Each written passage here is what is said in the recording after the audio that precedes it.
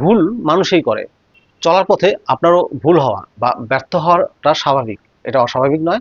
তবে ভুল করে যে আপনি বসে থাকবেন এবং একই ভুল বারবার করে যাবেন, বিষয়টা কিন্তু এমন হওয়া উচিত নয়।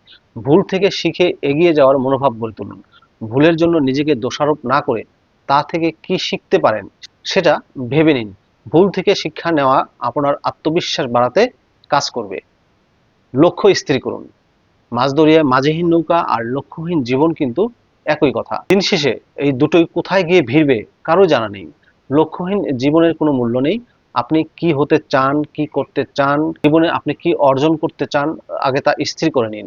দেখুন, পৃথিবীতে আপনাকে এমনি কিন্তু প্রেরণ করা হয়নি। প্রত্যেক মানুষের মধ্যেই কিছু লুকায়িত প্রতিভা থাকে। অবশ্যই আপনার মধ্যেও প্রতিভা রয়েছে কিছু করার। সেই প্রতিভাটিকে আপনি খুঁজে বের করুন। আর যখন আপনি লক্ষ্য অর্জন করতে শুরু করবেন তখন আপনার কিন্তু আত্মবিশ্বাসও অটোমেটিক বেড়ে যাবে।